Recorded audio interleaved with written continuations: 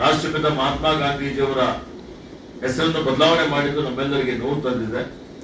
ಹೀಗಾಗಿ ನಮ್ಮ ರಾಜ್ಯದಲ್ಲಿರುವಂತಹ 5927 ಗ್ರಾಮ ಪಂಚಾಯತ್ಗಳಿಗೆ ಅದರ ಹಿಂದೆ ಮಹಾತ್ಮ ಗಾಂಧಿ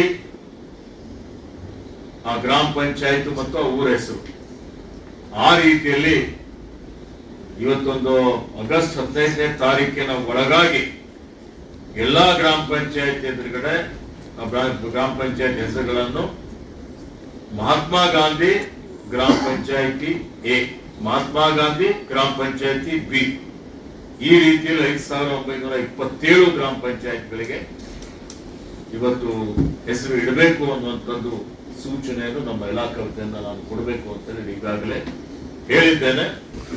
ಬನ್ನಿ, ಅಭಿನಂದನೆಗಳು. ಕೌನ್ಸಿಲಿಂಗ್ ಮುಖಾಂತರ ಪಿಡಿಒ ಮತ್ತೆ ಪಂಚಾಯತಿ ಕಾರ್ಯದರ್ಶಿಗಳು, ಲೆಕ್ಕ ಸಹಾಯಕರ ವರ್ಗಾವಣೆ ಕೌನ್ಸಿಲಿಂಗ್ ಮುಖಾಂತರ ನಡೀತಾ ಇದೆ. ಇದು 2ನೇ ವರ್ಷ. ಇದಕ್ಕೆ ಈ ವರ್ಷ ನಾನು ಇದಕ್ಕೆ ಚಾಲನೆ ಕೊಡ್ತಾ ಇದ್ದೇನೆ.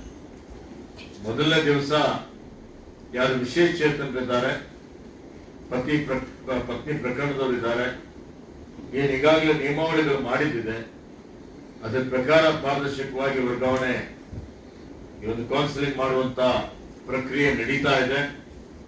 ಈ ಸಲ ನಾನು ಬಂದ್ಮೇಲೆ ನಾನು ನೋಡಿದ್ದೆ, ನನ್ನ ಕ್ಷೇತ್ರದಲ್ಲಿ ಕೆಲವೊಂದ್ ಕಡೆ 100% ಗ್ರಾಮ ಪಂಚಾಯತಿ ಅಧಿಕಾರಿಗಳು ಭರ್ತಿ ಆಗಿದ್ದಾರೆ, ಕೆಲವೊಂದ್ ಕಡೆ 50% ಇದ್ದಾರೆ.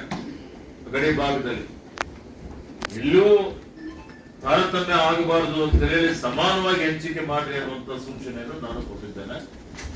ಯಾವುದೇ ತಾಲೂಕಿನಲ್ಲಿ ಸಿಬ್ಬಂದಿ ಕೊರತೆ ಆಗದ ರೀತಿಯಲ್ಲಿ ಈ ಬಾರಿ ಕ್ರಮ ವಹಿಸಬೇಕು ಅನ್ನುವಂತ ಮಾತನ್ನು ನಾನು ಈಗಾಗಲೇ ಹೇಳಿದ್ದೇನೆ. ಮತ್ತೆ ಇದು ಪಾರದರ್ಶಕವಾಗಿ ನಡೀತದೆ.